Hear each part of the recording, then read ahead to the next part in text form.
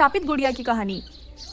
क्या आपने कभी ऐसा महसूस किया है कि कोई आपको अंधेरे में घूर रहा हो, या ऐसा लगा हो कि कोई छुपकर आपकी हर हरकत पर नजर रख रहा है? हमारी आज की कहानी आपको डर और सिहरन से भर देगी। यह एक शापित गुड़िया की कहानी है जिसकी हकीकत आपको चैन से सोने नहीं देगी। तो दिल थाम कर बैठ जाइए और सुनिए शापित गुड़िया की खौफनाक दास्तान। एक बार की बात है, एक छोटे से गांव में एक लड़की रहती थी जिसका नाम आर्या था। आर्या को पुरानी और एंटीक चीजें इकट्ठा करने का बहुत शौक था। एक दिन उसे गांव के एक सुनसान कोने में स्थित एक पुरानी दुकान में एक गुड़िया मिली। वह गुड़िया बेहद खूबसूरत थी। सुनहरे बाल, लाल रंग की पोशाक और बड़ी बड़ी काली आंखें जो अजीब तरीके से चमक रही थीं। दुकानदार ने उसे चेतावनी दी, इस गुड़िया को मत लेना, यह शापित है। जो इसे घर लाता है उसकी जिंदगी तबाह हो जाती है। लेकिन आर्या ने इसे मजाक समझकर घर ले आई। पहली रात जब वह गुड़िया उसके कमरे में थी तो अजीब अजीब आवाजें सुनाई देने लगी। कभी दरवाजा अपने आप खुल जाता तो कभी खिड़की। आर्या ने सोचा कि यह हवा की वजह से हो रहा है, लेकिन जब उसने आधी रात को जाग कर देखा तो उसकी चीख निकल गई। गुड़िया उसके पलंग के पास खड़ी थी। उसकी काली आंखें सीधे आर्या को घूर रही थी। आर्या ने घबराकर लाइट जलाई, लेकिन लाइट झपकने लगी। वह गुड़िया अब हिलने लगी थी। उसके होंठों से हल्की हल्की फुसफुसाहट सुनाई देने लगी। तुमने मुझे चुना है, अब तुम मेरी हो। आर्या ने डर के मारे गुड़िया को उठाकर बाहर फेंक दिया। लेकिन सुबह गुड़िया फिर से उसके कमरे में थी, उसी जगह पर जहाँ वह रखी गई थी। अब आर्या समझ गई थी है। उसने कई तरह से गुड़िया से छुटकारा पाने की कोशिश की,